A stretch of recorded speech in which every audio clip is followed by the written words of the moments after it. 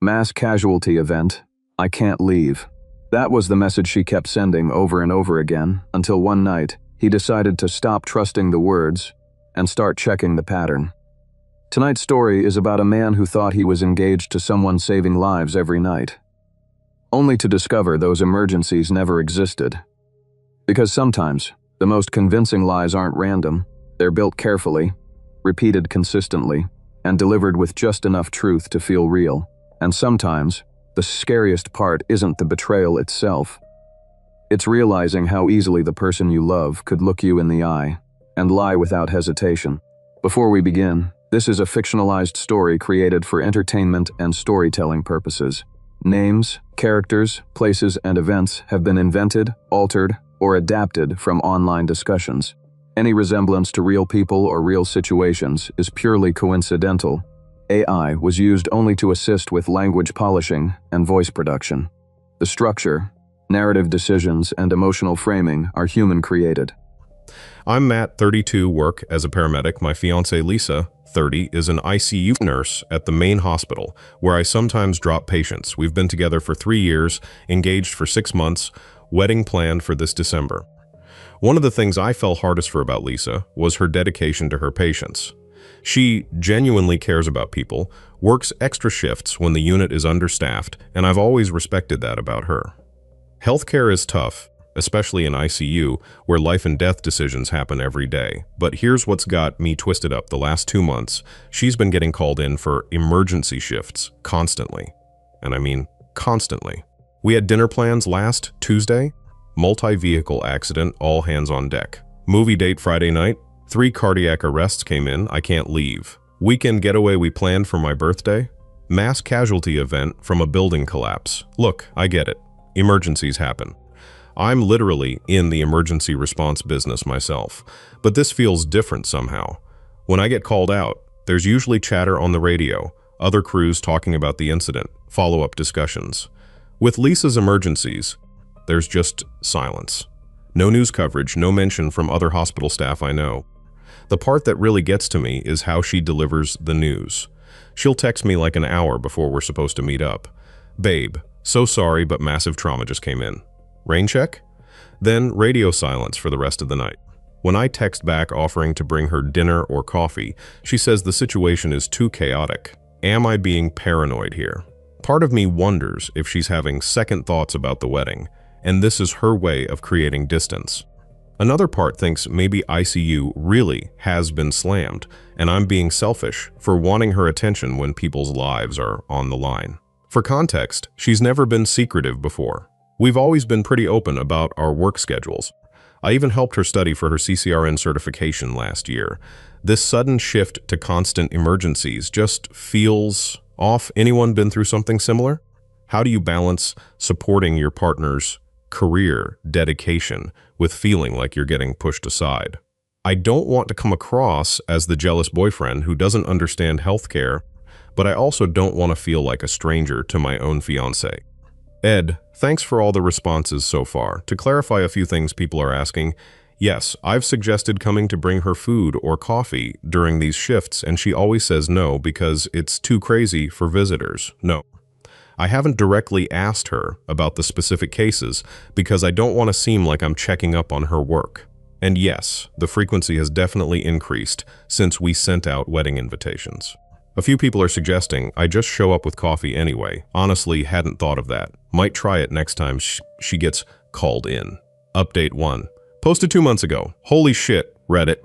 I don't even know where to start. So last Friday, Lisa texted me at 6 p.m. with her usual message. Emergency multi-trauma coming in by helicopter. Gonna be here all night. Love you. This was supposed to be our engagement party planning night. We were going to finalize the guest list and menu. I'd been thinking about everyone's advice from my last post, especially the suggestions to just show up with coffee and see for myself. Something about her text felt particularly hollow this time, maybe because we'd been planning this specific evening for weeks. Around 9 p.m., I decided to drive over with a thermos of her favorite coffee and some sandwiches from the deli she likes. Figured even if things were chaotic, she'd need fuel, right? The hospital parking garage is usually packed during evening shift, but when I pulled in, the place was practically empty. Maybe 15 cars total across 4 floors. That's when I noticed something weird. There was this silver Acura sedan parked in the doctor's section that I didn't recognize. Not unusual by itself, but it was the only car in that entire row. For a multi-trauma emergency, the parking situation looked more like a slow Tuesday afternoon instead. I headed up to ICU anyway. The elevator felt like it took forever. When I got to the unit, I was expecting chaos, rushing staff, multiple patients that controlled urgency, you see, during real emergencies. Instead, I found 2 nurses at the desk doing paperwork and everything looking normal, quiet even. I asked for Lisa at the front desk. The charge nurse looked confused. Lisa's? She clocked out around 6:30, said she had plans tonight. My brain just stopped working for a second. I must have looked like an idiot because the nurse asked if I was okay. I mumbled something about getting my times mixed up and left. But here's the thing that's really messing with my head. As I was walking back to my car, I ran into Jerry, one of the security guards I've known for years from my patient drops. Jerry's a straight shooter, been working hospital security for like 15 years. Hey Dave, looking for your girl? You just missed Lisa. Saw her heading out about an hour ago. I stopped. I thought she was working a trauma case. Jerry looked confused. Trauma case? Nah.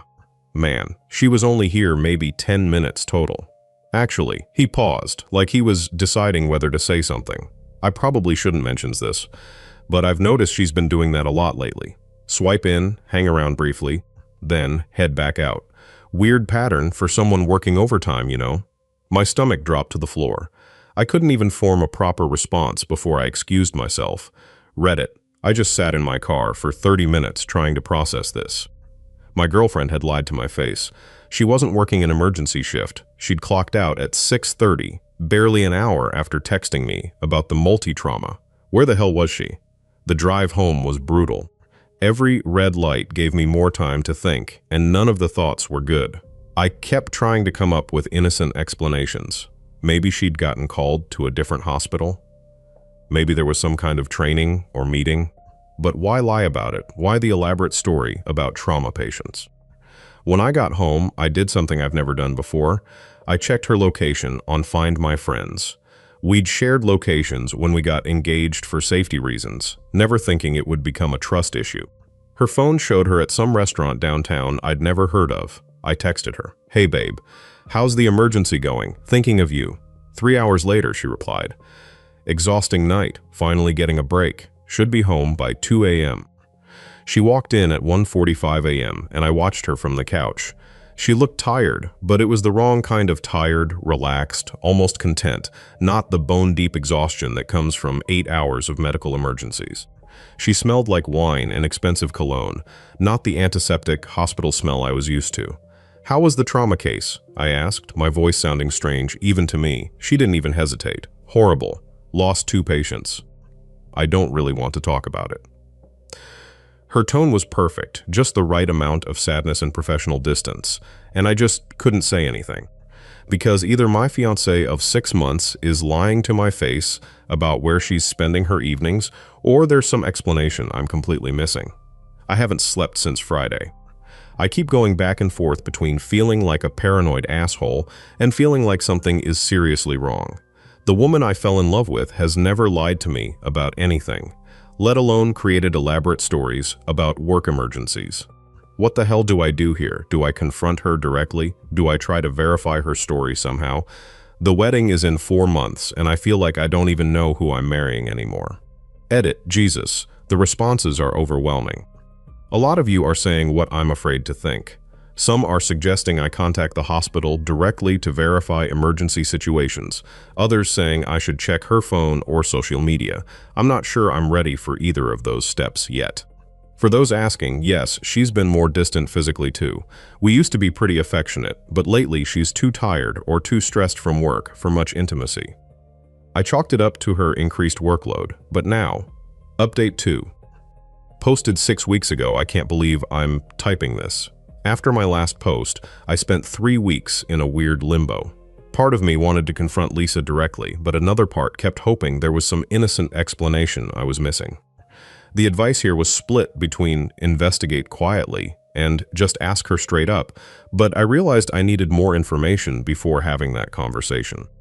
I started paying closer attention to patterns. Lisa's emergency shifts were happening 2 or 3 times per week, always in the evening, always with very specific stories about trauma cases or code blues. But here's what I noticed. She never came home smelling like work anymore. No antiseptic smell, no exhaustion that comes from dealing with actual medical emergencies. She'd come home showered, sometimes with her hair differently styled than when she left. The breakthrough came 2 weeks ago. I have a friend, Marcus, who works in the hospital's IT department. We went to high school together, and I trust him completely. I didn't tell him about my suspicions directly, but I asked if he could help me understand how shift scheduling works in ICU. Just casual conversation over beers, Marcus mentioned that all emergency callouts get logged in the system for staffing reports and insurance purposes. Every time someone gets called in for an emergency, there's a paper trail, he said. Hospital administration tracks overtime costs pretty carefully. That's when I knew I had to ask. I told Marcus everything, the parking garage, the security guard, Lisa's stories about trauma cases. I felt like shit involving him, but I needed to know if I was going crazy. Marcus went quiet for a long time. Finally, he said, "Dave, I can't access personnel files, but I can tell you this. ICU hasn't had any major trauma events in the last 6 weeks. No multi-vehicle accidents, no mass casualties, no building collapses. The biggest emergency they've handled was a single cardiac arrest last Tuesday." My stomach just dropped. 6 weeks of lies.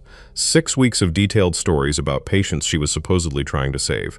But Marcus wasn't done. That silver Acura you mentioned? I know that car. It belongs to Eric Hoffman, the medical equipment sales representative. He's here a couple times a week. For vendor meetings, Eric Hoffman. I'd never heard Lisa mention that name, but apparently he's been at the hospital regularly. Marcus described him, mid-30s, tall, works for one of the major surgical equipment companies, always well-dressed, drives that silver sedan. I spent the next week doing something I never thought I'd do, tracking my own fiancée. I felt disgusting, but I had to know. I started noting when she claimed to have emergency shifts and cross-referencing with what I could verify. Every single emergency she'd mentioned over the past 2 months was fabricated. Last Wednesday, she texted her usual message, "Multi-car accident coming in. Gonna be a long night." I waited an hour, then drove to the hospital. Her car wasn't in the employee parking area, but the silver Acura was in the visitor lot. I parked where I could see the exit and waited. At 11:30 p.m., I watched Lisa walk out of the hospital with a man matching Marcus's description of Eric. They weren't walking like colleagues. They were walking like a couple, close together, his hand on her lower back, stopping to kiss next to his car before she got in. It hit me then, she hadn't driven to work at all. She must have met up with Eric somewhere else. Came to the hospital with him just long enough to swipe her badge and create the alibi, then left to spend the evening together. The whole emergency shift was just a 10-minute performance. I followed them to a restaurant about 20 minutes away. Through the window, I could see them at a corner table, holding hands across the table, completely absorbed in each other. Lisa was laughing in a way I hadn't seen in months, genuinely happy, relaxed, glowing. I sat in my car outside that restaurant for 2 hours, watching the woman I planned to marry live a completely different life with someone else. When they came out, they kissed again, not a quick peck, but the kind of kiss you see in movies. The kind of kiss we used to share. I drove home after that, unable to continue watching. The drive home was the longest 20 minutes of my life. Lisa texted me at 1:45 a.m. Just finished. Exhausting case, but patient pulled through. Home soon. She walked in at 2 o'clock a.m., and I watched her transform back into the tired healthcare worker. She even messed up her hair a little and rubbed her eyes to look more exhausted. "How was your night?" she asked, kissing my forehead. "Fine," I said. "How was the accident victim?" "Touch and go for a while, but stable now. I'm beat. Read it, I am completely broken. The woman I love, the woman I've been planning to spend my life with, has been living a double life for months. She's not just cheating, she's been creating elaborate fictional emergencies to cover her tracks. She's been lying to my face with the same conviction she uses to comfort families in the ICU. I have no idea what to do next. We have an engagement party in 2 weeks that both our families are flying in for. We have deposits on a venue, a caterer, flowers. We have a life built on what I now realize was a foundation of lies. How do you even begin to unravel something like this? Edit. The support here is incredible. A lot of you are advising me to gather evidence before confronting her. Others are saying to just end it immediately. A few people are suggesting I expose everything at the engagement party, which feels both satisfying and terrifying. Final update. Posted 3 weeks ago. I can't believe it's been 3 weeks since I posted. This will be my last update because the situation is completely resolved, and honestly, I need to move on from this chapter of my life. After my last post, I spent a week in complete paralysis. The engagement party was scheduled for last Saturday, with both our families flying in from out of state. I kept going back and forth between canceling everything and just pretending nothing was wrong until after the party. The advice here was split pretty evenly. Some of you said to confront Lisa privately and cancel the party. Others suggested documenting everything first. And yeah, a vocal minority kept suggesting I expose everything publicly at the party itself. I ended up choosing a middle path that felt right for me. First, I spent that week gathering evidence. I took photos of the shift schedules Marcus had shown me, saved screenshots of Lisa's texts about fake emergencies, and even took my own photos while following them to that restaurant. I wasn't planning to use this stuff publicly, but I needed it for my own sanity, proof that I wasn't imagining things. I also talked to my brother Jake, who flew in early for the party. Jake's always been my voice of reason, and I needed someone in my corner who knew the whole situation. He was furious, not just about the cheating, but about the elaborate deception. "Dave, she's not just having an affair," he said. "She's been gaslighting you for months with these fake emergency stories." Friday night, the night before the party, I made my decision. Lisa was getting ready for bed, talking about how excited she was for everyone to celebrate our engagement. Watching her talk about our future when she'd been building a separate life with Eric, I couldn't do it anymore. "Lisa," I said, "I need to ask you something, and I need you to be completely honest with me." She looked up from brushing her teeth. "Of course. What's up? Are you having an affair?" The change in her expression was immediate. Color drained from her face, but then she recovered quickly. "Dave, what are you talking about? Why would you even ask that?" "Because you haven't worked a single emergency shift in 2 months. I know about Eric." What followed was the most painful conversation of my life. She tried denial first, then anger. "You've been spying on me?" Then minimization. "It's not serious." And finally bargaining, "We can work through this." But never, not once, did she actually apologize or show genuine remorse. The worst part was learning the timeline. The affair started 4 months ago, just 2 months after we got engaged. Eric had been pursuing her during his vendor visits, and according to Lisa, things just happened. She claimed she'd been trying to figure out how to end it, but every detail she shared made it clear this wasn't some brief mistake. It was a full relationship. I told her the engagement was off. I told her I'd be staying at Jake's hotel that night, and that she needed to figure out how to handle the party situation with her family. Saturday morning, Lisa called me crying, begging me to reconsider. She said she'd called Eric and ended things, and that she'd been trying to work up the courage to break it off for weeks. She swore she loved me and wanted to make it work. Here's the thing, I didn't want to make it work. The betrayal was devastating, but the months of elaborate lies were somehow worse. This wasn't a mistake or a moment of weakness. This was a sustained, calculated deception, where she looked me in the eye every day and lied about where she was and what she was doing. I told her we'd go through with the party since everyone had already traveled, but that the engagement was over. I said I'd handle explaining things to the guests in my own way. But as Saturday evening approached, something else was eating at me. Lisa had spent the whole day playing the perfect bride-to-be, greeting our families, accepting congratulations, letting people give speeches about our beautiful love story. The final straw came during dinner. My uncle pulled me aside and said, "Dave, you're so lucky to have found someone so dedicated to helping people." Lisa was just telling us about all those late-night emergencies she's been handling. She was still lying. Even after being caught, even after promising to change, she was spinning the same fake stories to my family. That's when I decided I was done protecting her reputation. Everyone in that room deserved to know who they were really celebrating. When it came time for the toasts, I stood up with my beer and thanked everyone for coming to celebrate. I talked about how much family meant to both of us and how important it was to have people who truly care about you in your life. Lisa was smiling at me from across the room, probably thinking I was building up to some romantic speech. My brother Jake, who knew the truth, was watching me carefully. In fact, I especially want to thank someone who's been incredibly supportive of Lisa during her busy work schedule lately. I paused, watching Lisa's smile falter slightly. Eric, I know you're not here tonight, but your dedication to helping Lisa through all those evening emergencies hasn't gone unnoticed. The room went dead silent. Lisa's face went from confused to pale as she realized what was happening. Unfortunately, I continued, it turns out those emergencies were fictional, and the support was more personal than professional.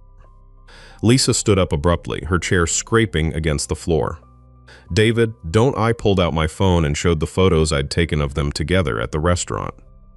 For the past 2 months, while I thought Lisa was saving lives at the hospital, she was actually having dinner dates and romantic evenings with a medical equipment sales representative. The room exploded. Lisa's mother gasped audibly. My dad said, Jesus Christ. Several people started talking at once. David. You're embarrassing yourself, Lisa said, but her voice was shaking. You're having some kind of breakdown. I have shift schedules, proving none of those emergency calls ever happened. I cut her off. I have photos of you leaving the hospital with Eric after 10-minute badge swipes. I have restaurant receipts from nights you claim to be working. Should I keep going? Lisa's father stood up. Lisa, is this true? For a moment, I thought she might keep denying it. But looking around the room at 40 people staring at her, waiting for an answer, something in her just collapsed. Daddy, it's complicated. That's when the real chaos started. Lisa's mother started crying. My mother looked like she'd been slapped. 3 different people started shouting questions. My cousin pulled out his phone to start recording. Lisa ran out, her heels clicking frantically across the hardwood floor. Her father followed, shouting her name. About half the guests left in confusion and embarrassment. But the other half, my family, my real friends, and even a few of Lisa's relatives who'd apparently suspected something, stayed. We ended up having a pretty good party, celebrating the fact that I'd dodged a massive bullet. Lisa texted me the next day asking if we could talk. I replied, there's nothing left to discuss. I'll mail you the ring. I blocked her number after that. I returned the ring by certified mail with a note that just said for Eric. Petty? Maybe, but it felt right. 3 weeks later, I'm doing okay. Better than okay, actually. The initial devastation has faded into something more like relief. I keep thinking about how Lisa could lie so effortlessly about saving lives when she was really just having dinner dates. What kind of person does that? And what kind of person was I becoming by staying with someone like that? To everyone who supported me through this insanity, thank you. To those who suggested the public confrontation, you were right. It felt like the only way to end things with the same level of honesty I deserved from the beginning. Ed, a few clarifications. Yes, I'm certain about the evidence. No, I haven't heard from Lisa since I blocked her. Yes, my family thinks I handled it correctly.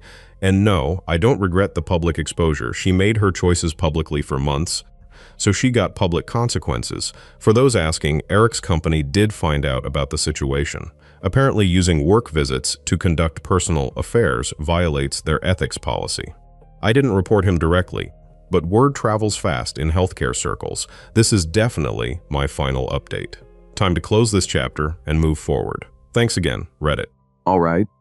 That's the story for today. What looked like dedication was never dedication. What sounded like late-night emergencies were only carefully rehearsed excuses.